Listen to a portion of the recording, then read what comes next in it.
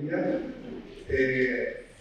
Como vamos con mucho retraso, prácticamente vamos a comenzar sin ningún tipo de fenómeno, más allá de los excusables de una mesa de estas características, con la tarea que se nos ha encomendado.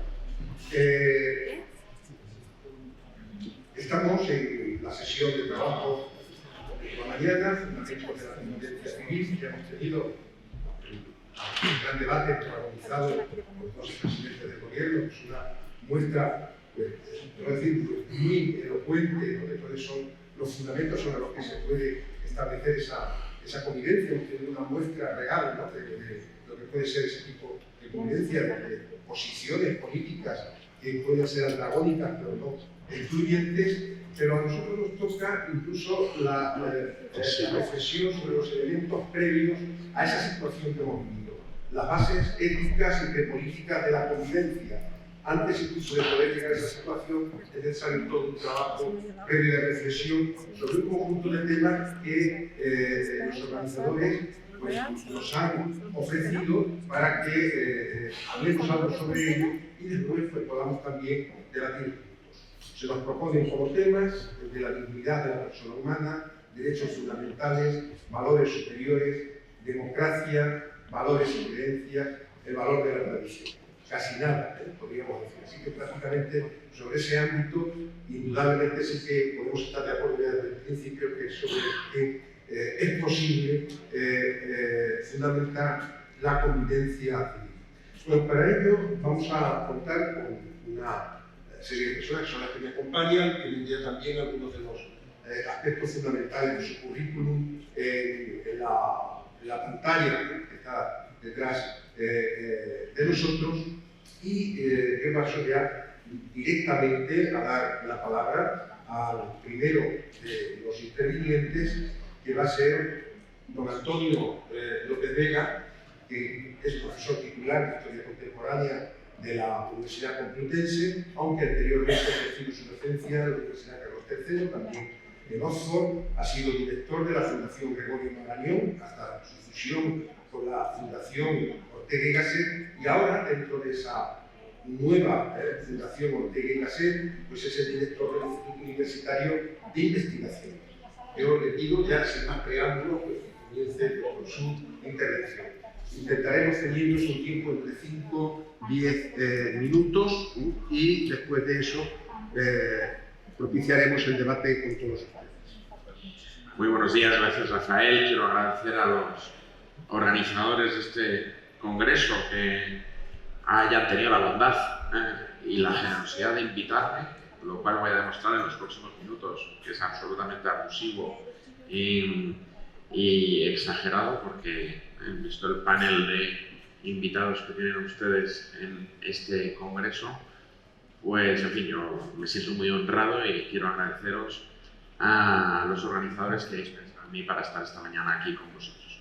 Entiendo que se me invita también desde una perspectiva de que aporte la visión de un joven historiador. Aquí la cuota juvenil la aporta desde luego Lourdes, y Manuel y yo, que estamos, perdóname, es un cambio generacional, pero creo que este es un dato importante en relación con la coyuntura que vive hoy nuestro país, ¿no?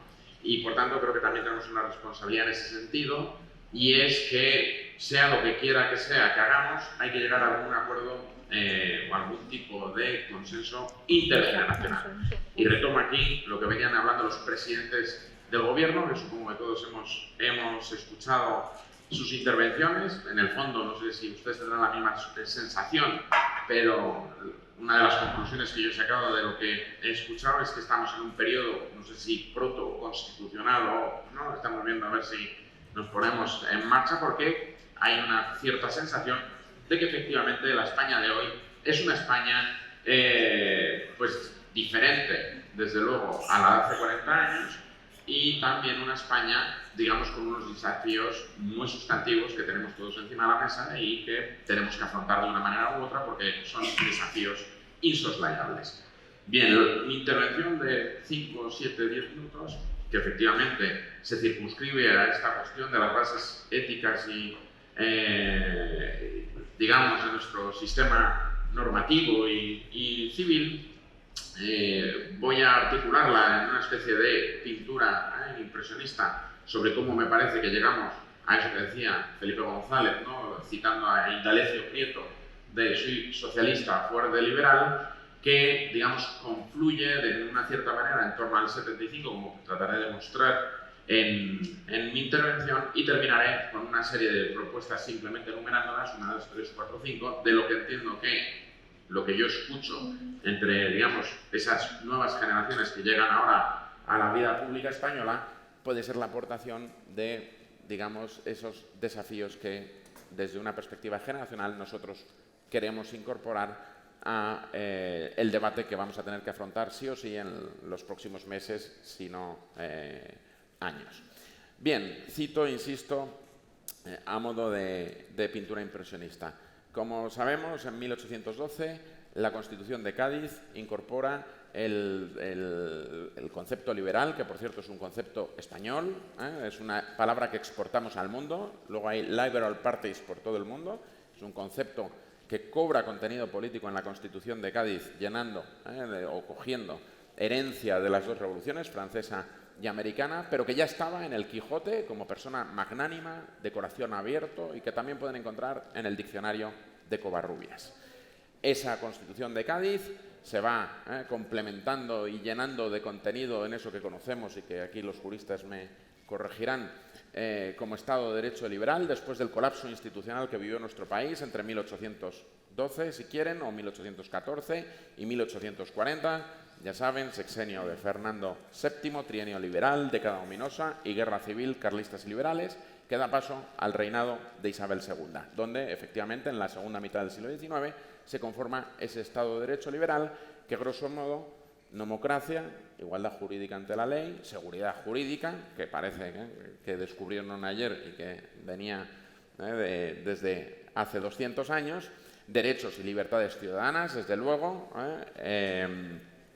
división de poderes, elemento fundamental de los sistemas de derecho liberal, y dentro de esos derechos y libertades ciudadanas, entre otros, el de propiedad privada, economía, etcétera, etcétera, pero dentro de esos derechos y libertades ciudadanas. Cuando llega el primer tercio del siglo XX, y es donde entronco con lo que señalaba el presidente González, ese liberalismo doctrinario histórico se llena, se imbuye de aspiraciones de mayor justicia social.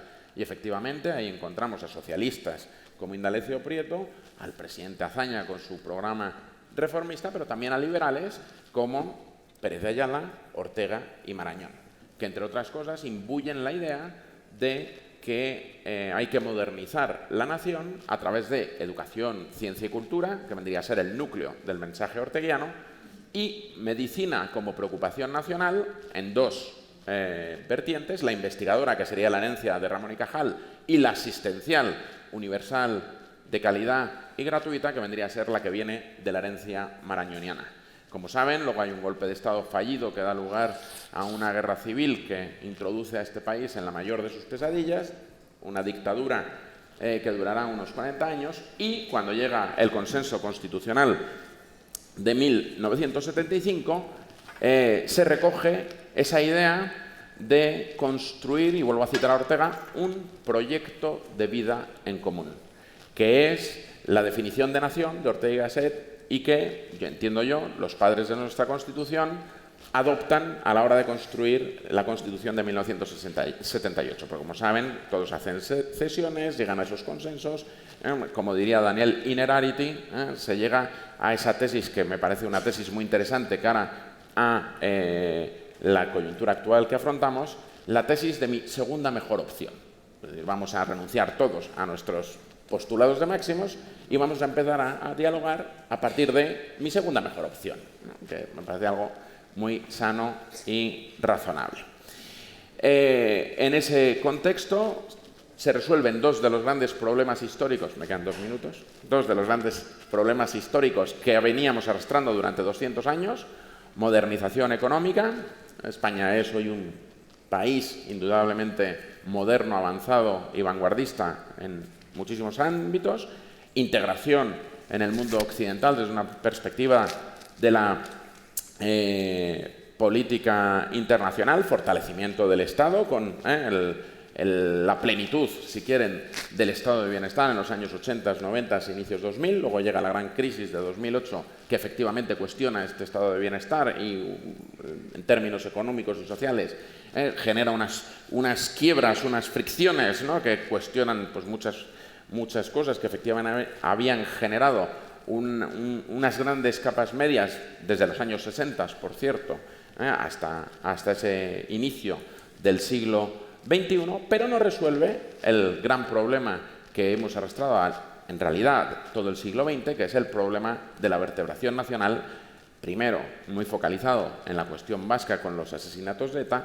y finalmente, como estamos viendo en estos últimos 10 años, diría yo, o por lo menos desde 2006, el problema catalán, que es un problema que en realidad, desde la perspectiva histórica, viene al menos desde 1901, y bueno, esa es otra discusión y ya podemos hablar después de eso si quieren. Termino mi intervención retomando la idea de Ortega de nación. Creo que además en el siglo XXI, y eso entronca con la idea de los nacionalismos culturales, la única salida posible,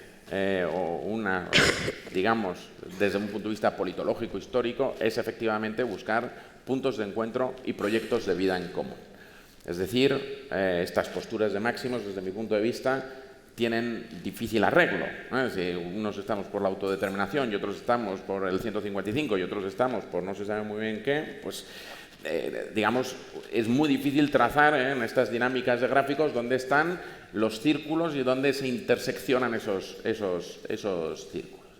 Y termino con las 4 o 5 cosas que entiendo que desde perspectiva generacional son irrenunciables para los que hemos entrado en la vida académica, profesional y pública de nuestro país en los últimos años.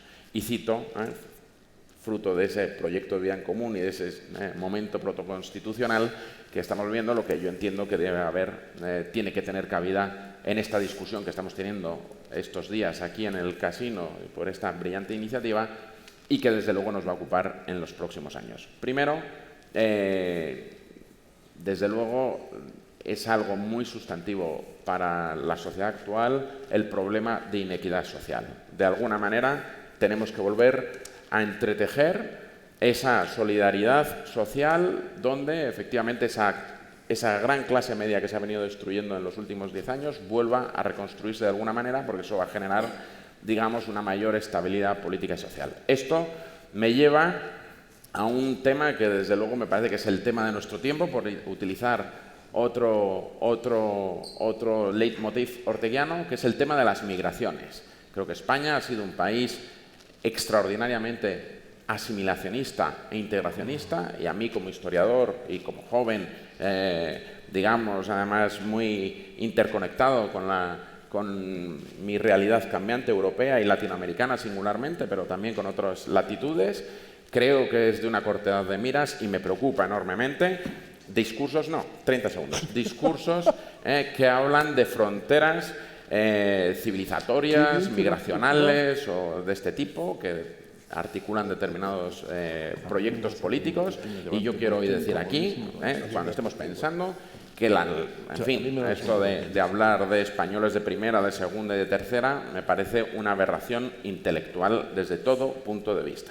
Y más en un país con el que fueron extremadamente generosos, no solo los países de nuestra misma habla y cultura en un momento tan dramático como nuestra guerra civil, sino otros países como la propia Alemania, Francia o Inglaterra, que nos recibieron en ese minuto. Y en tercer lugar, creo que hay que avanzar en determinadas disposiciones normativas y además desdramatizar y desideologizar esta discusión, pero desde luego es absolutamente irrenunciable para nosotros una igualdad real entre los dos sexos y un avance clarísimo, contundente y sostenido hacia el cuidado del medio ambiente.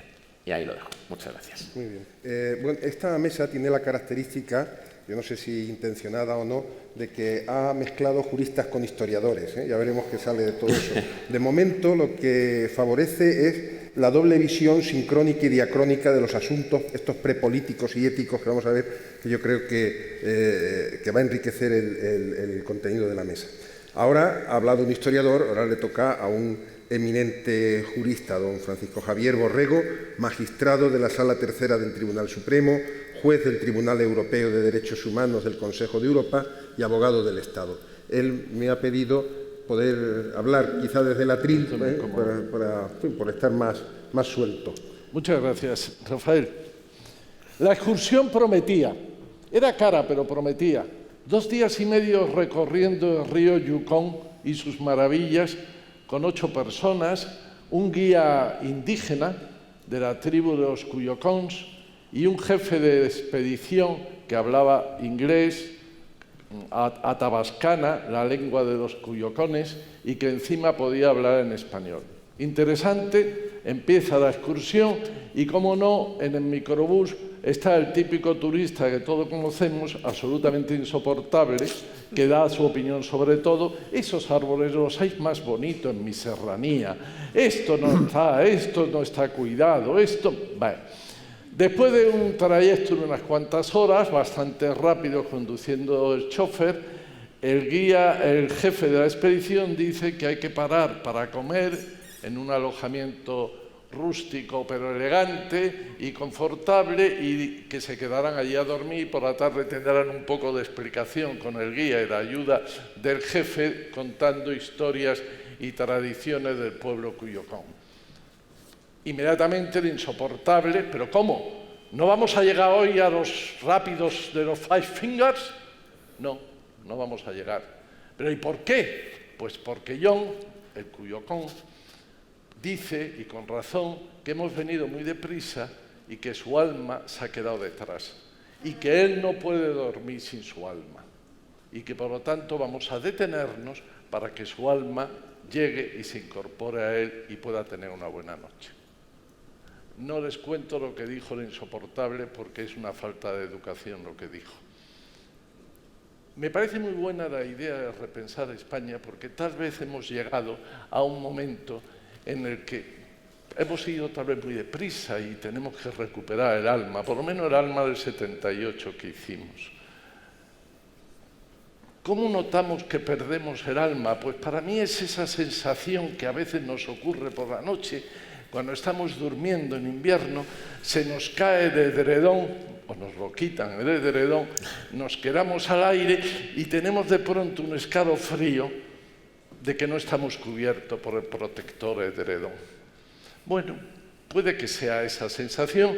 Por lo tanto, mientras llega nuestra alma y repensamos, vamos a hacer algo útil. Vamos a coger hilo, tela, etcétera, y vamos a repasar nuestro edredón. El edredón es maravilloso, tiene unas plumas de primerísima categoría, está perfectamente hecho, y la funda del edredón es un primoroso trabajo de patchwork, de trocitos de tela, que visto desde muy lejos, a algunos se le puede parecer a bandera de España clásica.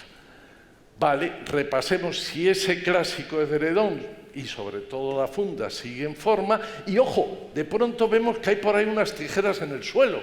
Hay algunos que se les ha ocurrido coger las tijeras y arrancar algún trocito de patchwork, pero es que no se han dado cuenta, o sí se han dado cuenta, y han metido la mano no a la funda, sino a las tijeras al edredón, y empiezan a salirse algunas plumas. Luego, lo primero de todo, cogemos hilo, volvemos a coser el edredón, cosemos bien esos ataques de tijeras que evitamos tener, y ya no queremos que se mueva más el edredón. ¿Cómo? Pues vamos a ponerle unos faldones por los lados y por los pies para, remetiéndolo debajo del colchón, podamos dormir tranquilo. ¿Y qué faldón le ponemos? Por supuesto, tipo patchwork, acudiendo a las bases éticas y de la preconvivencia, a las prepolíticas de la convivencia, a la dignidad humana.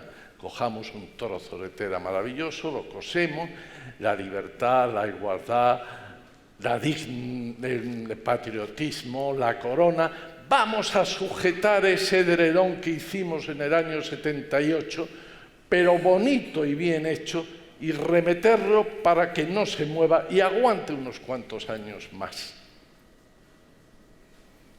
Y vale, eso está muy bien. La idea es muy bonita, que no se mueva el edredón, que podamos estar tranquilos y que recuperemos el alma. Bien, pero para eso, mientras estamos cosiendo, los hombres también sabemos coser, no hay ningún problema. Yo quisiera, al hilo de un artículo que el otro día publicó Alfredo Dañino, a quien agradezco de me invitar a este congreso, hablaba en su artículo de que de aquí tenían que salir propuestas positivas, eficaces y operativas. 3 adjetivos, ¿me permiten 3 propuestas? Sí, no, sí. O no, sí, no. Prefiero empezar con la primera propuesta. Eficaz, intento y operativa. No al borreguismo social. Ustedes saben que los antiguos pastores, cuando no había ni móviles, ni siquiera se manejaban bien, en aquella época el analfabetismo era muy creciente en España, una de sus distracciones era colocarse sentados en una piedra. Cuando el rebaño de borregos entraba en el aprisco, agarraban un palote, lo ponían a 20 centímetros del suelo, el primer borrego evitaba el palo y saltaba para entrar en el aprisco, cansado de toda la jornada, el segundo lo mismo, quitaba el palo y los 300 borregos que seguían saltaban y no había palo. Eso es ser un borrego. Entonces, por favor, evitemos el borreguismo. Y como yo me apellido Borrego, 2 ejemplos de borreguismo. Primer ejemplo, por favor, ¿ustedes conocen alguna interrupción que termine? ¿O todas es una suspensión en el tiempo de una actividad que continúa, según diccionario? No llamamos ya al aborto aborto, ahora le llamamos interrupción voluntaria del embarazo y muy curse IVE. Eso ya es el colmo. Borregos, ya está bien, el aborto es aborto. La interrupción voluntaria del embarazo es uno de los mayores contrasentidos que se pueden decir, pero como estamos aborregados, mucho lo escuchamos. Y no le digo nada cuando la Ley Orgánica 2/2010, en esa misma materia del aborto, habla de la salud sexual reproductiva. Justo lo que nos quiere que se reproduzca. Salud sexual antirreproductiva. Somos borregos, nos hemos acostumbrado y lo decimos con toda tranquilidad. Y el segundo ejemplo de borreguismo es, como consecuencia de la Ley 13 de 2005, se modifica el Código Civil en materia de matrimonio. Y el artículo 44 tiene una redacción que dice: el hombre y la mujer tienen derecho a contraer matrimonio conforme a las disposiciones de este código. Punto. El matrimonio tendrá los mismos requisitos y producirá los mismos efectos, sean los contrayentes del mismo sexo o de diferentes sexos. Yo vivía entonces en Estrasburgo. Cuando lo leí, llamé a amigos míos, diputados a Corte de aquí y de allí, y le dije: hombre, eso no se hace. Tú, el matrimonio normalmente es de distintos sexos, no me dejéis en segundo plano. Como segundo plato, la respuesta de uno y de otro fue la misma. Javier, te fijas en unas cosas que es que no tienen importancia. Digo, hombre, sí tiene importancia colocar antes al matrimonio del mismo sexo que de distintos sexos. Primera propuesta, no al borreguismo. Segunda propuesta, sí al coraje. Coraje de hablar, coraje de escribir, coraje de manifestarse. Conocemos la famosa teoría de la espiral del silencio de Elizabeth Neumann. Elizabeth Neumann explica muy bien cómo unos cuantos chillan, poquitos, la gente se va callando y a medida que van chillando la espiral va creciendo y lo que es la opinión de 4 parece la gran opinión mayoritaria porque la mayoría está callada. Y esto nos ocurre, por desgracia, y lo vemos, es que nos callamos ante cosas que se debería hablar y expresar. Y tercera y última propuesta, no al buenismo, por favor, no al buenismo. Una cosa es ser buenos y otra es ser buenistas. Me permiten ustedes que cite ni más ni menos que a San Lucas, capítulo 16, versículo 8. Es la parábola del administrador infiel. Jesucristo dice, por boca, después de contar la historia de ese administrador sinvergüenza que está robando, pero que protege su propio futuro con los deudores. Y el Señor dice, los hijos de las tinieblas, yo prefiero decir los hijos del mundo, son más astutos que los hijos de la luz. Yo no soy hijo de la luz, ojalá, pero sí sé que no soy hijo de las tinieblas o del mundo. Y sin embargo, nosotros, cuando queremos hablar de astutos, cero. Queremos expresar una idea, escribimos unos artículos maravillosos que no conocen el punto y aparte, o unos libros que es el mejor remedio para dormirse porque son auténticos soporíferos que se puedan leer. Vamos a tertulias y como somos buenistas, mientras hablan algunos, critican, entra tal, nosotros somos buenistas educados, muy políticamente correctos. No hablamos y nos callamos. Yo les voy a poner un ejemplo imaginario. Pensemos, atendiente a mi profesión actual.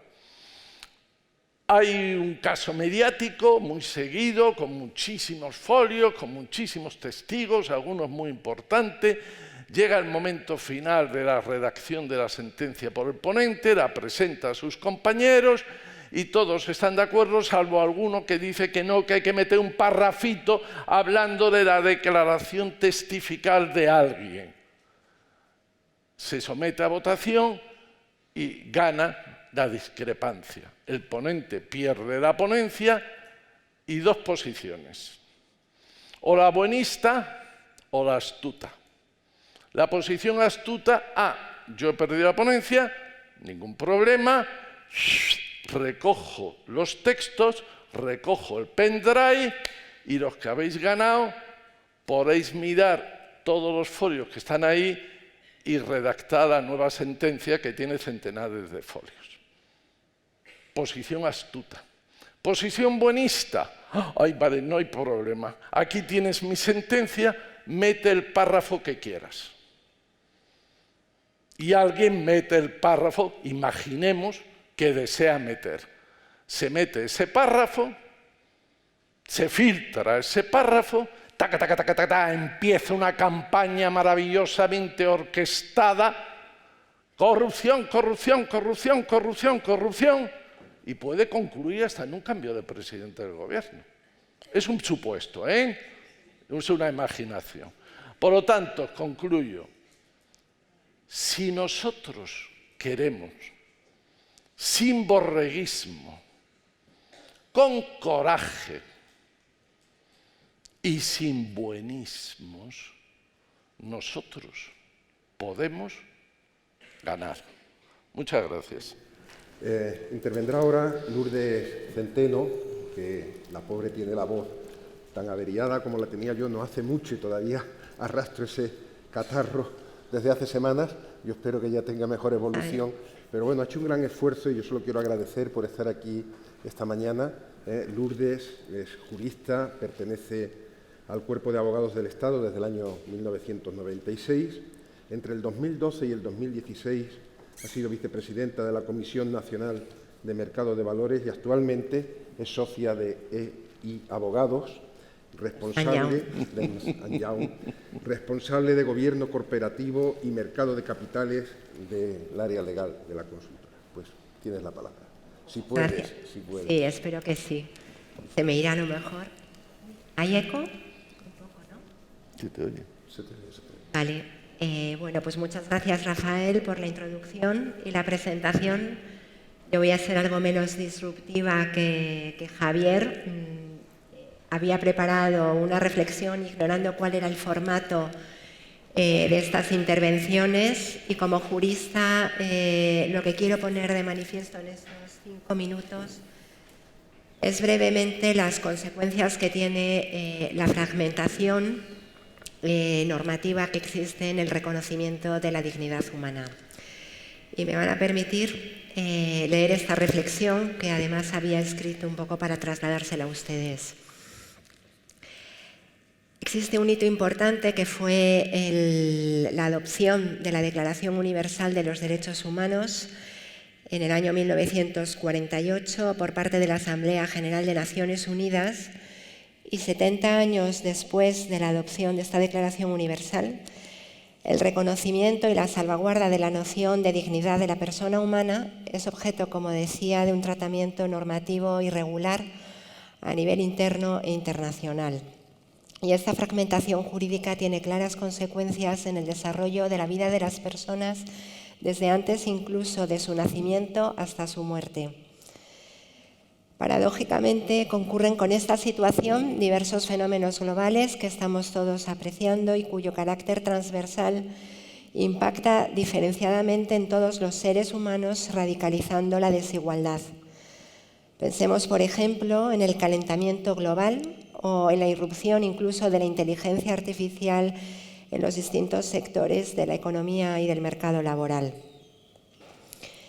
Desde una perspectiva estrictamente focalizada en la Unión Europea, resulta evidente el elevado grado de protección que garantizan sus Estados miembros a la dignidad humana, ya que junto con el núcleo de derechos reconocidos en las diversas tradiciones constitucionales, se integran también los del Convenio Europeo de Derechos Humanos, los de la Carta de Derechos Fundamentales de la Unión Europea y los derivados de los distintos instrumentos internacionales que vinculan a estos Estados en dicho ámbito jurídico.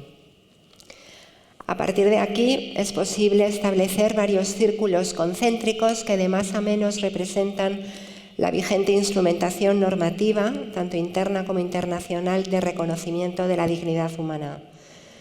Sucesivamente identificamos a los distintos Estados pertenecientes al Consejo de Europa que no son socios de la Unión Europea, los Estados democráticos de derecho que están además vinculados por convenios internacionales imperativos tales como el Pacto Internacional de Derechos Civiles y Políticos, los convenios contra la tortura o los convenios contra la discriminación racional o por razón de género, entre otros.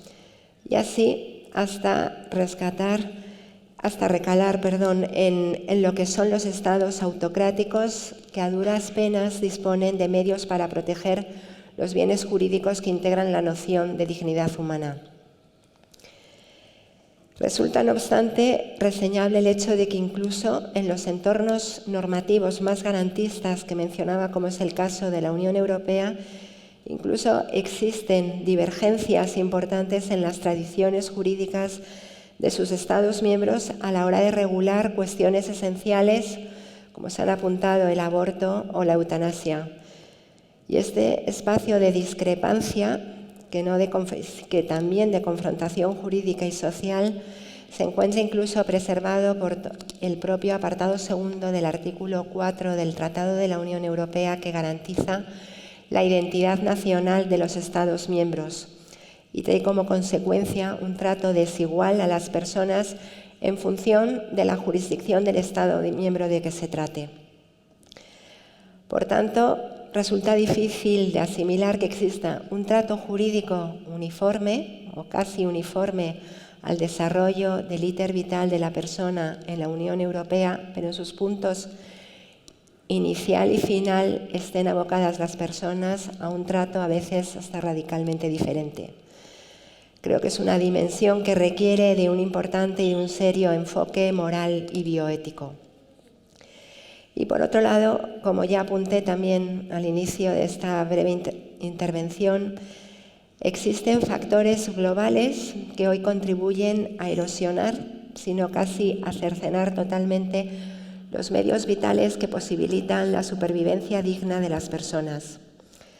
Desigualdad que impacta contundentemente en aquellos habitantes de estados que se han inhibido o se han limitado a plasmar de forma testimonial algunas garantías de derechos fundamentales.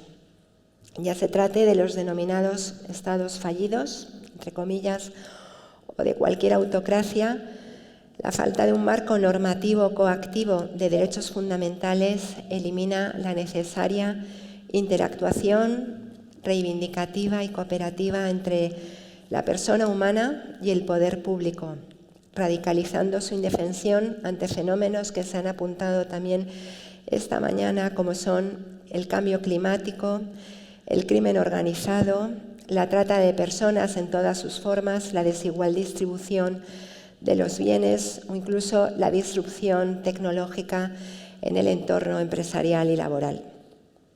Ante esta situación, creo que debe actualizarse y fortalecerse el compromiso de la comunidad internacional con los propósitos y principios de aquella Carta Constitutiva que mencionaba de las Naciones Unidas, ya que el éxito aparente logrado por esta organización para preservar la paz y la seguridad internacional no parece que esté corriendo parejo con la generalización del respeto a la dignidad de la persona humana. Parece que a día de hoy la dignidad humana es más un privilegio otorgado casi por carta de nacionalidad, incluso de estatuto de residencia, que un derecho natural, inalienable, universal y anterior a la existencia del propio Estado, dada su raíz antropocéntrica. Esa es mi intervención. No sé si se me oye ahora sí.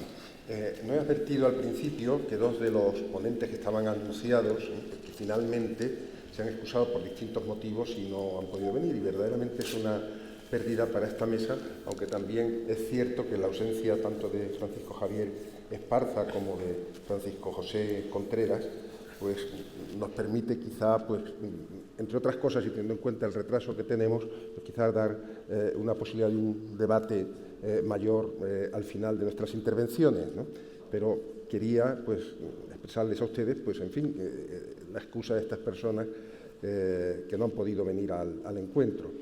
Va a tener la palabra ahora el profesor Manuel Alejandro Rodríguez de la Peña, que fue doctor desde hace ya años en Historia Medieval en la Universidad Autónoma, es ahora profesor titular de Historia Medieval en la Universidad de San Pablo, universidad en la que pues, ha tenido distintas responsabilidades de alto nivel, ocupando distintos vicerrectorados, así como también la dirección de ese magnífico colegio mayor, que es el Colegio Mayor San Pablo.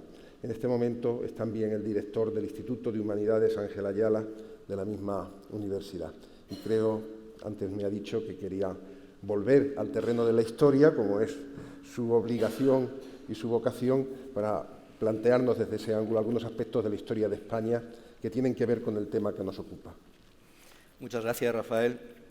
Bien, yo no voy a plantear soluciones, en el tiempo que tenemos tampoco cabría, pero tampoco las tengo. Voy a plantear un problema, voy a hablar de algo que a mí me viene preocupando desde hace mucho tiempo y que tiene que ver con una de las cuestiones que se está hablando en este congreso, que es el problema de la concordia, el problema de la convivencia, el problema de esa argamasa social que toda sociedad necesita y que en los últimos años vemos cómo se va deteriorando, ¿no?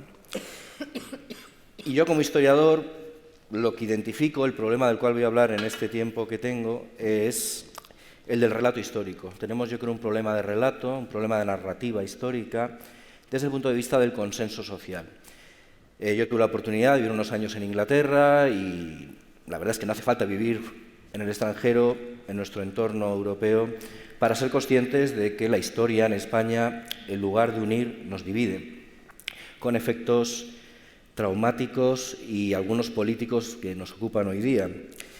Por tanto, el problema que yo apunto es si es posible plantearse como sociedad una reflexión, desde luego necesaria, sobre la educación, la gran olvidada de los últimos años en España, pero tiene una mesa, en este congreso hay una mesa sobre eso, luego no voy a hablar de ello. Al menos una reflexión colectiva sobre nuestra memoria, porque una sociedad civil, y la sociedad civil de la cual se habla en este congreso es algo que para mí es fundamental como ciudadano y como profesor, una sociedad civil se basa en una memoria compartida. Por supuesto, no al 100%, luego hablaré de esas memorias impuestas, pero sí en una gran parte hay una memoria compartida por todos los ciudadanos y eso yo creo que en España no lo tenemos.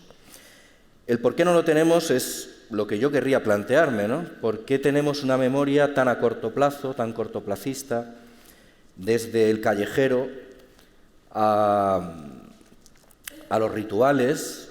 Cuando uno analiza todos estos rituales de una sociedad civil, de esa religión civil de la que han hablado los pensadores del XIX, uno ve que en general la memoria política y histórica española, como mucho, es de 200 años, y eso con suerte. Por supuesto, además, a esa memoria se le ha hecho un sistemático recorte, se ha podado todo aquello que se consideraba divisivo o excesivamente patriótico. Porque esa es otra.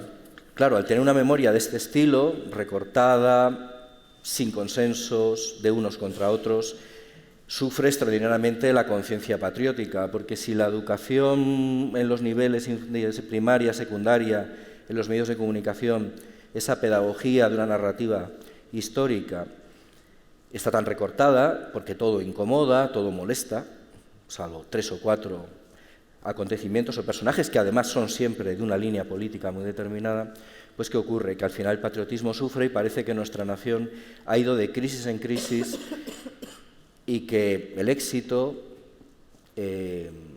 la trascendencia histórica son episodios sobre los cuales mejor no detenerse mucho, no vaya a ser que te acusen de algo.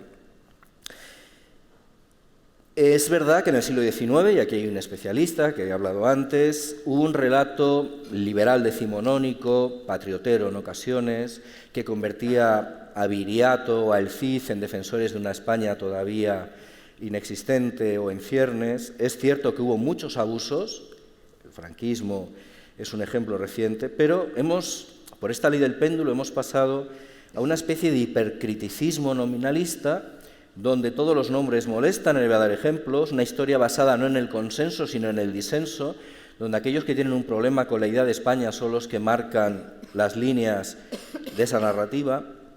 Y ejemplos podría dar muchos. El que nos preside sobre esto ha escrito. Pero, por ejemplo, el nombre España. El nombre España es dificilísimo encontrarlo en historiografía del mundo antiguo y medieval, lo cual, bueno, podría ser una convención, usar península ibérica, historia peninsular.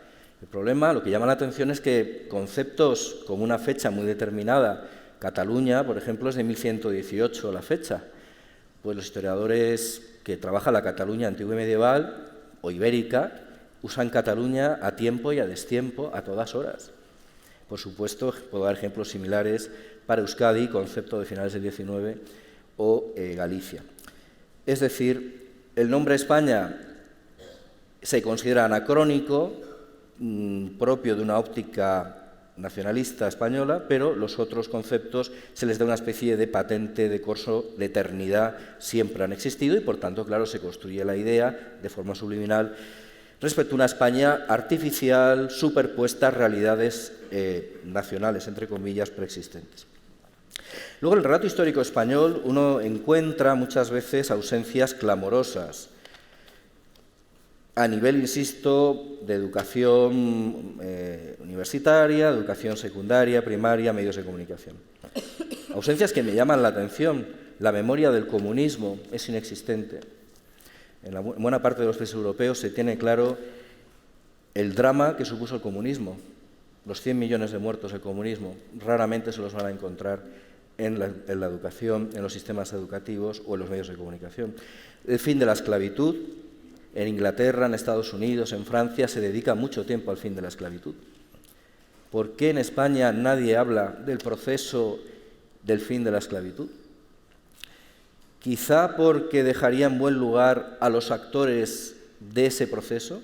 ¿Por qué se dedica tanto tiempo a la Revolución Francesa y se olvida que en ese momento está ocurriendo algo mucho más importante que la Revolución Francesa, que es el proceso de abolición de la esclavitud? 16-17 millones de afroamericanos trasladados desde África. Quizás que no interesa hablar de eso.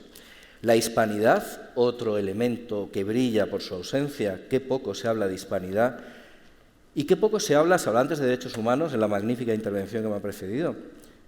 El papel fundamental de España en la historia de los derechos humanos en el planeta Tierra, qué poco es conocido por nuestros alumnos y por en general el público. Y ya voy cerrando. Yo detecto un triple pilar en esta narrativa de la sospecha, esa historia del disenso, en la cual el orgullo nacional bien entendido, que no el patrioterismo ni el nacionalismo, es proscrito, salvo que sea local. Ese, en cambio, insisto, como todo el mundo sabe, sí se permite o se fomenta. Pero ¿qué ocurre? Que hay una hispanofobia, una imperiofobia, este término que se ha puesto de moda y que me hace tan acertado, y una cristianofobia. Y voy a decirlo, también hay una cristianofobia. Todo lo que tenga que ver con estas cuestiones, uno detecta, y por supuesto estoy generalizando porque tengo muy poco tiempo y no puedo ir al detalle, una singularidad española en sentido negativo que impide este consenso social sobre una narrativa común. Y como digo, si uno analiza la historia de la religión civil, el concepto de religión civil, de sociedad civil, uno ve que hay una memoria siempre, hay una mos maiorum, más o menos consensuada, hay unos momentos comunes donde se celebra lo que nos une y aquellos momentos de los cuales poder sentirnos orgullosos. Vuelvo a repetir, sin caer en patrioterismo ni exaltaciones esencialistas, no podemos volver a un esencialismo, pero insisto, democracias muy señeras tienen esos momentos, esos rituales civiles compartidos, que aquí brillan por su ausencia, y esto genera concordia. Otra cuestión que detecto es, yo soy monárquico y eso en la España de hoy parece cada vez peor visto. ¿Cuándo se habla del papel decisivo de la monarquía en la configuración de España? En todo lo bueno que ha hecho la monarquía por España. Parece que es un actor incómodo también, del cual solo hay que hablar de todos los inútiles que han reinado sobre España, que han sido muchos, pero y todos los grandes reyes que hemos tenido. Qué poco se habla de ellos. Y acabo. Al final uno detecta que conceptos como alma o genio nacional, conciencia de misión histórica, conciencia nacional, estos términos orteguianos, de Madariaga, de Marañón, que antes están proscritos, cuando pertenecen a lo mejor de la tradición intelectual española, porque hay, y ya voy a terminar, una especie de damnatio memoriae sobre todo aquello que, insisto, tenga un contenido fuerte, un contenido de cierta fuerza evocadora, de cierta potencia. Y ahora que se habla de la memoria democrática, y la memoria democrática no es un problema de España, en toda Europa hay leyes de memoria democrática, lo que yo en cambio veo es que esa memoria democrática no se basa sobre el consenso social, como por ejemplo en el Reino Unido o la Gran Bretaña, por dar un ejemplo donde estas cosas se hacen bien. No es una memoria de castigo, ejemplificadora, de exemplum, de damnatio memoriae, de condena de la memoria del otro, no una memoria que podamos todos compartir. Es una memoria sectaria. Es una memoria que intenta coartar la neutralidad del espacio académico y la libertad de cátedra. Espero que no lo consigan, pero el problema de esta memoria regulada, esta memoria que no va a ser libre porque va a estar fiscalizada desde otros lugares que no son el claustro académico, pues va a acabar de complicar la cosa, porque si ya tenemos un problema de consenso sobre nuestra memoria, si además surge una especie de inquisición histórica, pues el problema se va a agravar. Muchas gracias. Muchas gracias, Alejandro. He detectado un cierto tono melancólico en tu exposición y me temo que en los breves minutos que voy a ocupar yo también, pues, su atención, pues casi voy a permanecer en ese mismo tono, aunque de todas maneras empezaré, no sé si se me oye bien ahora. ¿No se me oye? No. ¿Sí? Ahora sí. Ahora sí, ¿verdad? Bueno, seguramente ya a estas alturas se habrán dado cuenta de dos cosas, ¿no? Que es verdad que tengo un resfriado notable desde hace tiempo y segundo, que soy andaluz. Vengo de Andalucía, no solo porque lo diga arriba, sino porque verdaderamente pues, es donde yo he desarrollado mi vida, pues el 80% de ella, si no más, ¿no? Entonces yo voy a comenzar contando dos anécdotas que sucedieron en Andalucía. Una en Sanlúcar de Barrameda y otra en el mismo Cádiz, muy distintas, que me sucedieron a mí o en las que yo he tenido cierta intervención. En la primera en Sanlúcar, me imagino que algunos de ustedes, ojalá muchos, conozcan Sanlúcar de Barrameda, pues es un lugar pues, verdaderamente una sucursal del paraíso. Bueno, pues el mejor momento que se pueda estar de Sanlúcar de Barrameda, en una comida con un grupo de amigos, compañeros de facultad, la perspectiva de Doña Ana al fondo, el río, etcétera. Yo me di cuenta de repente, esto hará ya más de 20 años, 20 o 25 años, yo me di cuenta de repente que realmente con aquellas personas con las que yo estaba disfrutando extraordinariamente, por eso me acuerdo también de aquel... A mí, 10 o 15 años antes, no me hubiese unido nada, excepto que hubiésemos sido compañeros de trabajo. Y posiblemente no me hubiese ido nunca a comer con ellos, porque las discrepancias que hubiésemos podido tener desde el punto de vista político, de interpretación de la historia de España, pero allí yo me di cuenta que se había producido algo que ahora, con la perspectiva del tiempo, entiendo que es un milagro, ¿no? Es decir, se habían comenzado a restañar de verdad, a suturar heridas que venían de muy atrás, que hacía que en torno a esa mesa pudiese haber personas muy distintas, unidas pues por el simple hecho de que estábamos en Sanlúcar disfrutando de un día maravilloso y éramos compañeros de facultad. Pero pasan los años y en Cádiz ahora sucede otra cosa. No con este gobierno municipal, sino con el anterior, que estaba presidido pues, por una persona muy querida por mí, por Teófila Martínez. Pero hay un intento de remodelación de un área urbana cerca de la estación y tal, y deciden que hay un edificio allí, que se conoce como la Aduana Nueva, que había que derribar, porque estorbaba, pues no sé qué, no sé cuántos, ¿no? Los argumentos que se exponen desde el mismo ayuntamiento, y que parecía que la gente iba a comprar, eran dos cosas. Fundamentalmente, el edificio pues, estaba estorbando, y como era un edificio que carecía de valor, ¿y por qué carecía de valor? Pues porque había sido construido durante el franquismo.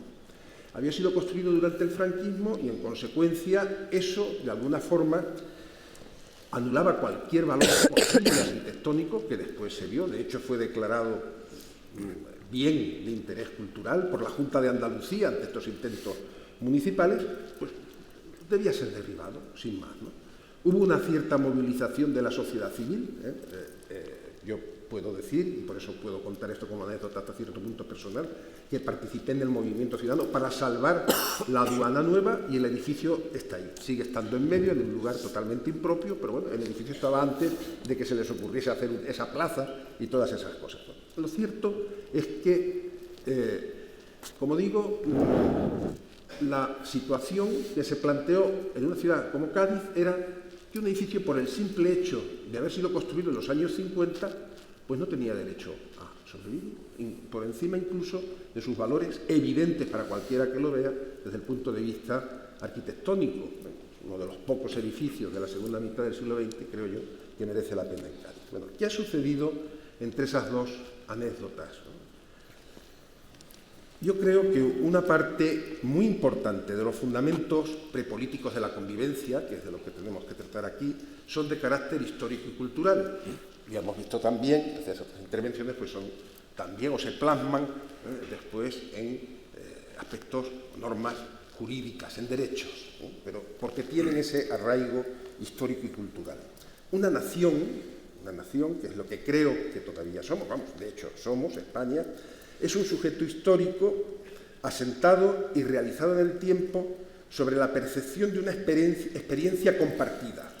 Una experiencia compartida. Ese demos de la ciudadanía que por 2 veces ha mencionado hoy el presidente González, se fundamenta en la experiencia compartida previa. Si no, es imposible que nos une a unos con los otros. Sería una simple convención sin arraigo alguno. Se ha hablado hoy, en ese interesantísimo debate entre los dos presidentes, mucho de los peligros de la democracia, pero a mí sinceramente me ha extrañado que no se ha hablado de algo que para mí está en el eje de todos nuestros problemas actuales, que es la crisis política de la nación, de la idea de nación española, evidentemente. Esa innegable crisis política de la nación, que lo que está llevando es a un desafecto cada vez más amplio, no a un régimen político, no a una constitución, no a una monarquía, sino a la propia idea de la nación, sobre todo a las generaciones más jóvenes, y como profesor universitario que soy, he podido ir viendo cómo ha crecido extraordinariamente ese desafecto o esa indiferencia hacia la propia nación, está arrastrando a un debate que lo que hace o que lo que intenta es poner en cuestión todos los elementos tradicionalmente admitidos de esa experiencia histórica compartida. Es decir, lo que se intenta, y sobre esto es sobre lo que ha hablado muy bien el profesor Rodríguez de la Peña, pues es precisamente eliminar, erosionar todos aquellos fundamentos de la experiencia histórica compartida sobre los que se debe construir la nación. Para mí, el modelo de esta acción sistemática es la Ley de Memoria Histórico-Democrática, y lo digo absoluta y claramente. Creo que es un elemento que está corroyendo desde la base la posibilidad de esa concordia, de ese elemento prepolítico que tiene que sustentar la concordia civil. Es una ley que con toda intención intenta romper los consensos, inicialmente sobre un conflicto civil entre connacionales, la guerra civil, para criminalizar a una parte en beneficio de la otra. Pero atención, al extenderse los efectos no ya a la guerra, sino, sin matiz alguno, a 40 años de la historia de España, no digo ya ni siquiera al régimen, sino a toda la época que ocupó el franquismo, se hace necesario, al mismo tiempo también, una revisión completa del pasado español. Porque la condena del franquismo sin matiz alguno, no, ya ni siquiera del franquismo, sino de los 40 años de la vida de España que ocupó el franquismo, conlleva también la de todos los elementos históricos que el régimen en algún momento utilizó o promovió por considerarlos afines. Pero como era un régimen que estaba en la afirmación radical de la nación española, pues naturalmente echó manos de todos los mitos y de todos los elementos conformadores de la nación, que ahora aparecen, a raíz de esta circunstancia, absolutamente contaminados y necesarios de revisión o de anulación, y por lo tanto pues nos encontramos pues, que la idea de nación tradicionalmente sostenida se encuentra sin sustentos históricos prácticamente algunos. Es así como se trata de imponer una nueva visión de la historia de España, de la común de los españoles, de su experiencia compartida, y eso implica una relectura de todos sus elementos fundantes. Desde Covadonga, que simplemente se niega, o Pelayo, ayer podía leer unas... Es que no sé ni cómo calificarlas, ¿no? Increíbles declaraciones de Henry Kamen, un historiador hasta cierto punto respetable, negando lo que ningún historiador, ningún medievalista se atreve hoy a negar, que es la existencia histórica de Pelayo, la existencia histórica del hecho de Covadonga, con toda naturalidad y tal, desde uno de los grandes periódicos españoles. Pues una relectura, digo, de todos los elementos, desde Covadonga a los reyes católicos, desde la conquista y evangelización de América a la propia guerra de independencia, todo lo que ha sido o ha podido ser durante siglos, no durante el franquismo, durante siglos, los elementos fundantes de ese relato común, de esa experiencia compartida, están hoy marginados, condenados, puestos en discusión. Esta relectura tiene como punto común, en todos los casos, la denigración del pasado español y viene a completar la obra de demolición ya iniciada desde hace décadas por la eclosión de la historiografía nacionalista desde prácticamente los comienzos de la transición.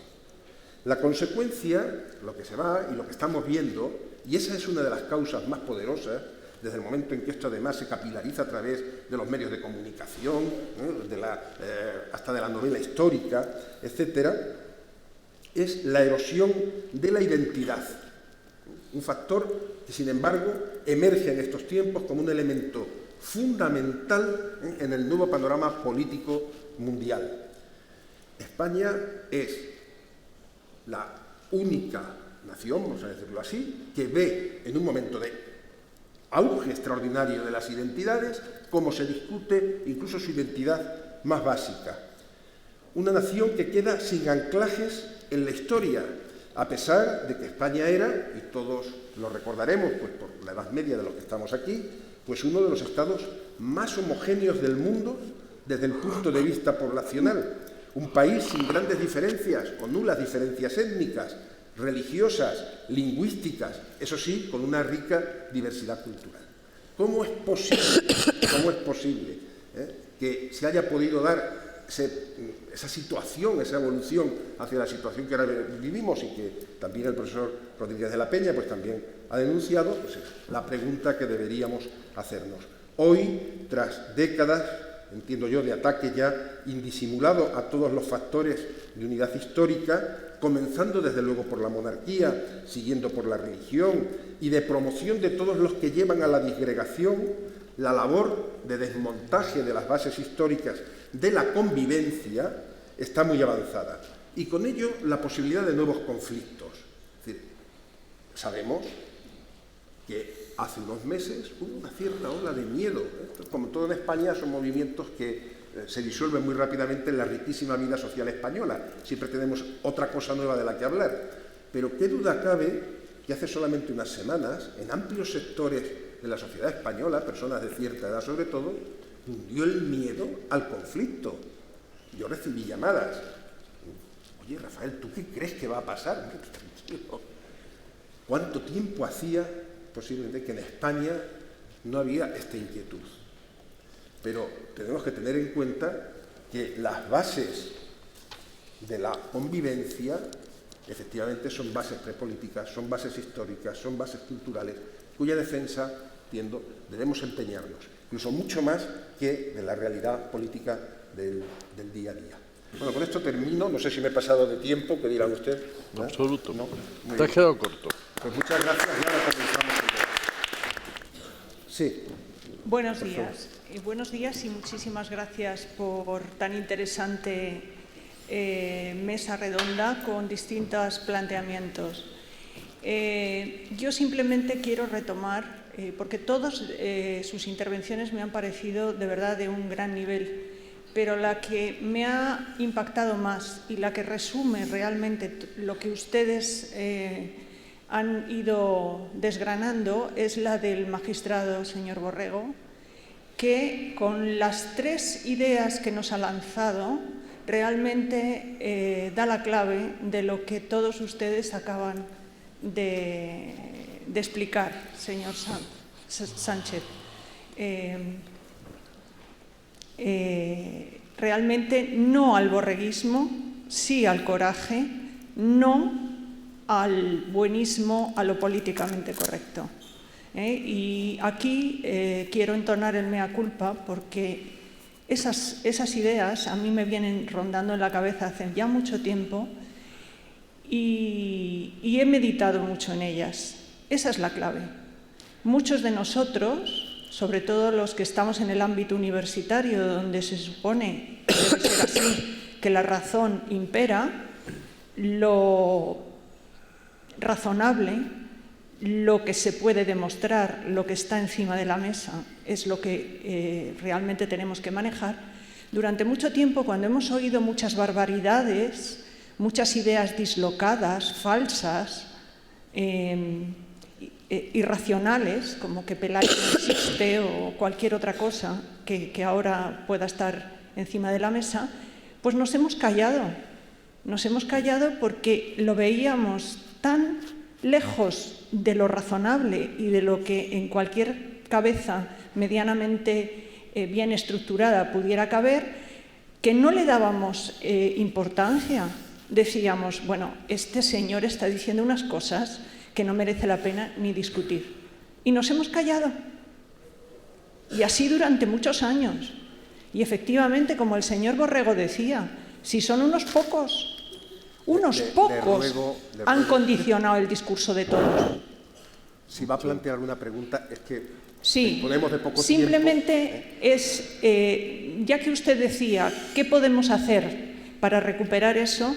Simplemente quería yo recuperar lo que el señor Borrego había dicho. Si nos centramos en esas tres ideas que ha lanzado y nos ponemos a trabajar en ello, revertiremos seguramente la gran mayoría de todos nosotros lo que realmente está pasando. Pero hay que tener coraje y empezar ya. Nada más. Muchas gracias. Hoy he pedido la palabra en primer lugar.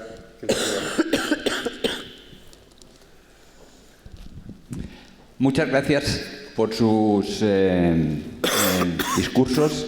Me siento muy feliz de estar en este Congreso Nacional de la Sociedad Civil y es que ojalá dé lugar a lo que yo propongo. Mi nombre es Manuel Herranz y pertenezco a un movimiento o una ONG que se llama Movimiento por la Unidad Humana, y lo que proponemos es un congreso en el que se trate la unidad humana. Y lo que quiero decir, espero que sea significativo para varios de los ponentes. En primer lugar, quiero referirme, intentaré ser breve, al señor del CEU. No lo intente, tiene que serlo. Sí, tengo que serlo. Entonces, lo que le quiero decir es que... No, perdón, a la señora Lourdes, que en mi opinión el concepto de derecho humano actual es un concepto humano, no es un derecho humano, es un derecho político. Es decir, que el concepto que ha existido históricamente como derecho humano principal es la seguridad compartida. En el momento en que los Estados tienen soberanía, el Estado-nación soberano tiene absoluta independencia unos de otros, el derecho es siempre político, porque solo refiere a participar en el Estado o a beneficiarse de los recursos del Estado, pero no impide la agresión de unos Estados a otros. Así se da que un Estado puede acusar a otro de no respetar los derechos humanos y realmente es la causa de que no se puedan respetar, porque hay que tomar leyes muy duras y estrictas para mantener la seguridad. Entonces creo que eso es, y ahí quiero pasar al segundo paso, a lo que es España, que España siempre ha tenido el concepto clásico de derecho humano, que es la seguridad compartida.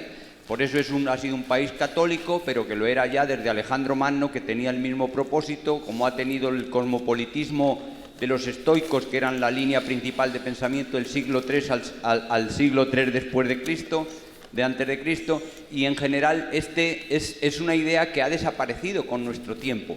Y eso es lo que podemos nosotros reganar si pensamos en España y en su pasado. Yo soy especialista en China y les quiero comentar una pequeña anécdota que por eso espero que sea ilustradora en lo que estamos tratando. Y es que... Verá, ya acabo. Las intervenciones tienen el objeto de que las personas hagan preguntas a esta mesa, no convertirlas en intervenciones, pues digamos, al margen de lo que se ha hablado en la mesa. Entonces, vamos a hablar ahora de China y si tiene algo que preguntar a alguno de los miembros de la mesa, y si no, pues tendremos que... Sí, quiero poner sobre la mesa... Sí, gracias, señor. Pongo sobre la mesa simplemente que consideren el derecho humano principal lo que ha sido históricamente, que es la seguridad compartida.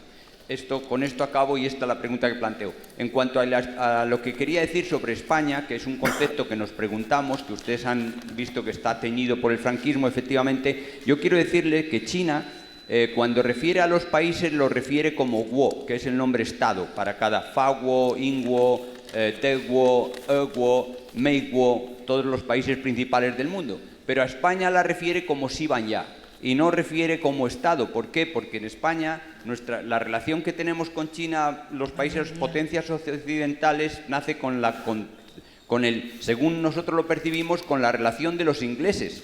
Pero España estuvo haciendo, realmente Filipinas la tenía solo para tratar con China. Por favor, que todo esto lo sabemos. Sí. Pase la palabra. Bueno, muy bien, muchas gracias. Pero en todo caso creo que quería aportar y creo que es procedente. Bueno, pues muchas gracias. Gracias. Venga. A ver, había pedido la palabra este señor, primero, y después ya pasaremos a este lado. Por favor, les ruego brevedad y sobre todo concreción. Sí, yo sí que voy a plantear alguna pregunta.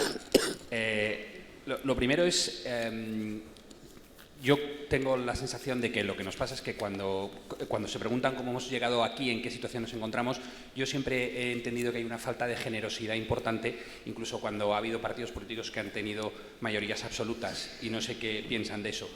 Eso lo podemos trasladar a todo el resto de las, digamos, entidades que vertebran nuestra sociedad. Somos los cristianos suficientemente generosos para quienes no son como nosotros. Nuestras ideas como cristianos las confrontamos con las ideas de aquellos que no piensan como nosotros y a veces no creen en Dios. Esto me refiero a temas que han sacado ustedes en relación con, por ejemplo, con el aborto, etcétera. ¿Cómo tenemos que ver eso?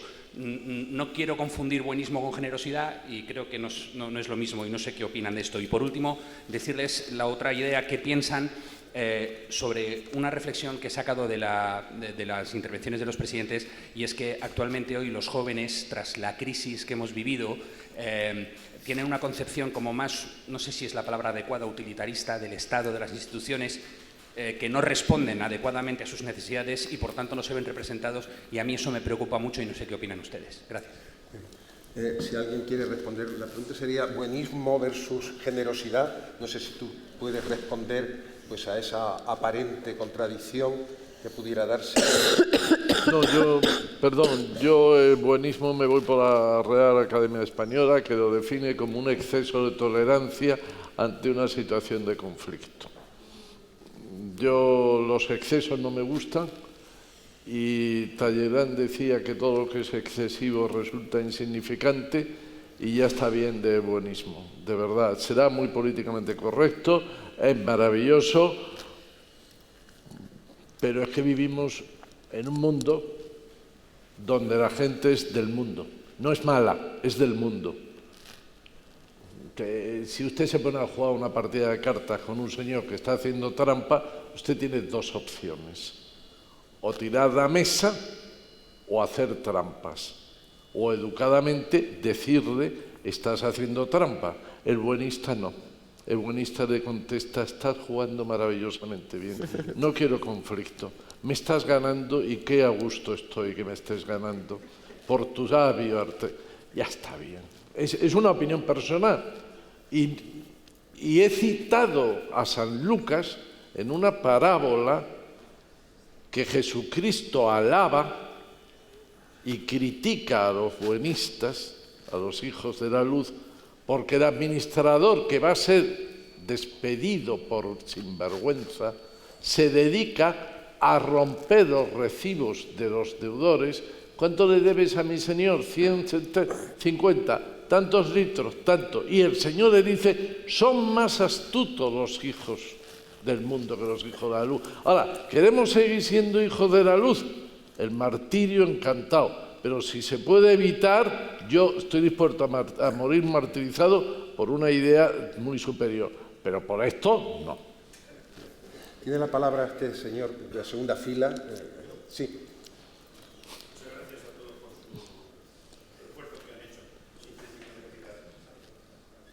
Gracias. Les daba las gracias. Voy a intentar ser muy breve. Entonces, para los medievalistas, quería preguntarles, porque cuando se habla de España, cuando se habla del Estado español, cuando se habla de la nación española, son conceptos que son distintos. El mismo concepto nación tiene una acepción distinta en el periodo medieval, o en el periodo moderno y en el periodo contemporáneo. En el periodo contemporáneo, como se ha hablado en el Estado liberal, lo que hay es, o lo que se conjuga es un trinomio en lo que se busca la identificación, no digo identidad, entre Estado, nación y pueblo. Es el trinomio que opera. Estado, nación y pueblo. Y se busca ese elemento de identificación, en el que la nación, y no se ha dicho aquí, la idea orteguiana del deseo está bien, la nación entraña la soberanía. La soberanía. Y el pueblo, en un Estado nacional, es uno también y único. Entonces, en el Estado liberal nos encontramos que hoy, a día de hoy, el pueblo, ya se habla que son los pueblos de España. Primera barbaridad, quiero que me la confirmen si eso es posible dentro del Estado-Nación. El pueblo catalán, cada vez se habla más. La conquista del lenguaje por parte de los que lo instrumentalizan, digamos, ¿no? El pueblo gallego, el pueblo andaluz. Esto es posible. Estamos haciendo, como decía nuestro jurista, un juego dejándoles que el lenguaje no lo ganen. A los medievalistas les interesaba decir el concepto de nación previo a lo que es el Estado liberal, que sobre todo es quien tiene la soberanía, única e indivisible, según el concepto académico que yo tengo. Si estoy equivocado, me lo dice. En el mundo medieval, medieval y moderno, digo, el contemporáneo, existe un concepto de nación que va cambiando, evidentemente, y a propósito, esta semana el profesor Kamen también hablaba de la idea de reconquista. Dice, no ha habido reconquista en España. Este ha sido un debate que no es nuevo entre los medievalistas. También me gustaría que me dijeran si ha habido reconquista en España. Pero sobre todo, yendo a la idea del concepto de nación, ¿ha existido una nación o ha preexistido al Estado liberal una nación cultural antes de lo que podemos llamar, lo que el profesor Antonio López decía, la nación política, ¿ha existido? Esta pregunta me interesa. Voy a invitar primero a Alejandro Rodríguez de la Peña para que nos hable sobre el tema de nación y después a Antonio López pues, para que nos hable sobre la cuestión de la nación, perdón, sobre la cuestión de los distintos pueblos sujetos o no de soberanía, cómo se... No, yo me excluyo por ahora de esa cuestión. Alejandro, por favor. Bueno, en realidad tú responderías mucho mejor que yo al tema, pero brevísimamente, en efecto, en el mundo medieval y moderno hay concepto de nación, se utiliza, pero no es el concepto de nación soberana, como usted ha apuntado muy bien, claro, sí, sin duda. Ahora hay nación cultural, sin duda, y cualquiera de los que nos dedicamos a historia de las ideas políticas, que es mi tema de investigación, sabemos que hay idea de nación cultural en el mundo medieval.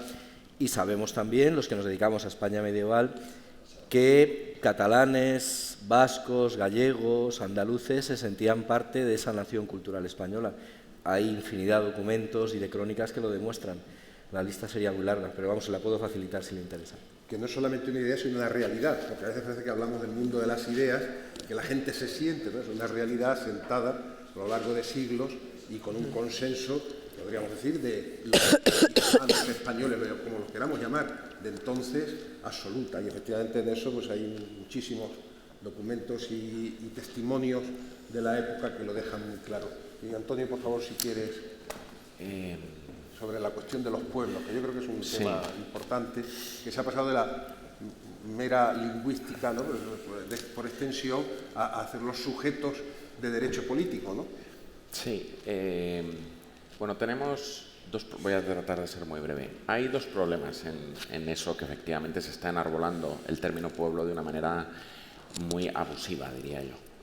En términos historiográficos, creo que el ejemplo más claro que hemos tenido en los últimos años, desde un punto de vista eminentemente técnico, es cuando nos hicieron tratar de creer que una guerra de sucesión fue una guerra de secesión, que nada que ver en términos históricos con lo que pasó en aquel congreso en Cataluña. ¿Qué ocurre? Que es verdad que a estas alturas del siglo XXI, efectivamente las soberanías, como usted ha descrito, y la nación soberana española es la que es desde un punto de vista geográfico, territorial y de ciudadanos, según estamos registrados, ¿no?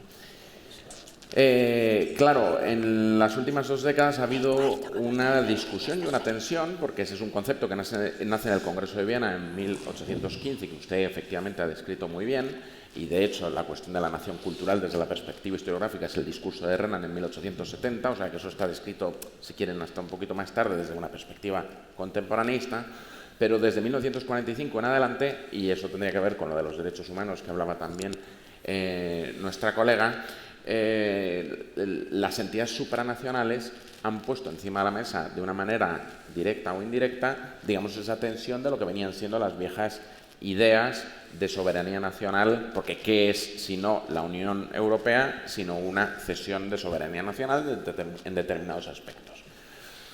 Digo, desde un punto de vista teórico. Claro, aquí, y esto es a lo que me lleva, nosotros, perdón, que voy a ser un poco disruptivo en términos de lo que estamos haciendo, que es debatir.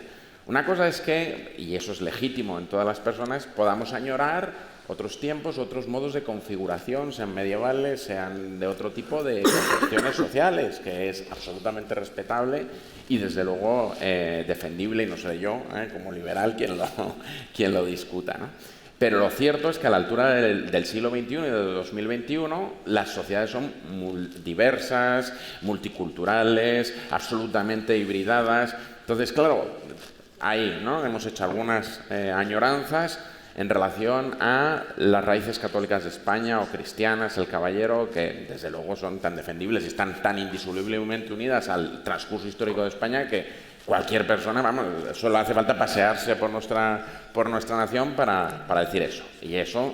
Pero eso no soslaya que haya otras tradiciones que han constituido la noción histórica de España, desde luego la judía o la musulmana. Ustedes son andaluces, en fin, no hace falta ser Prescott o Washington Irving para darse cuenta que algo tienen que ver con nosotros. Y, desde luego, en la perspectiva del siglo XXI, otro tipo de identidades. Creo que la noción que transgrede de manera transversal las sociedades del siglo XXI, y lo que quiera que queramos hacer con la nación española tiene que ir por ahí, tiene que contemplar estas opciones. De tipo de identidad sexual, que uno puede estar más o menos de acuerdo, le puede gustar más o menos o tal, pero que hoy, desde hace 40 años, eso ha dejado de ser catalogado como una enfermedad y desde luego es una identidad como otra cualquiera, y por tanto yo, aunque no sea homosexual, estaré siempre defendiendo que las personas como liberal puedan tener su encaje en los sistemas constitucionales en base a sus identidades, sean los que sean, también religiosos, por supuesto que sí, la suya y la de todo el mundo, y también, desde luego, migratorios, quizá esto sea buenismo, pero yo de verdad creo profundamente en que en el año 2020 las sociedades o son así o tienen muy mal encaje, y efectivamente, y tu referencia a los años 20 y 30, a mí como contemporaneista me estremece mucho estas atalayas que volvemos a levantar cuando efectivamente, desde la perspectiva de los derechos humanos, al menos desde 1948, lo que estábamos tratando de construir y de vertebrar pues iba en ese otro sentido, que curiosamente, y creo que daría para otro amplísimo debate, ¿no?, en los últimos años, por una tensión económica, creo yo, en el último fundamento, pues se ha resquebrajado de un modo que a todos, efectivamente, querido presidente, nos preocupa, pero no creo que la solución sea encastillarnos todos en nuestras identidades, en las que sean, que insisto, creo que son todas muy respetables, pero el sistema normativo tiene que buscar encaje para que toda persona pueda desarrollar su vida dentro de más allá de lo que decidamos democráticamente que el Código Penal debe establecer como límite, que como digo yo en clase, digo, el asesinato del profe de historia, eso es un delito y debe ser perseguido, así que ustedes pueden discrepar de mí, pero no matarme, ¿no? Bueno, me avisan que ya, lo siento, es que ya es imposible seguir con el diálogo porque es que hemos pasado 20 minutos del tiempo establecido y ya tendríamos que estar en la siguiente mesa, así que de verdad lo lamento muchísimo no poder dar más palabras, lo siento de verdad, pero yo quiero aquí creo que a todos. están pidiendo. Sí, que se van, podemos, ahora yo les atiendo perfectamente a ustedes y hablamos si quieren, pero como acto no podemos mantener por más tiempo y tenemos que cerrar. Muchas gracias a todos.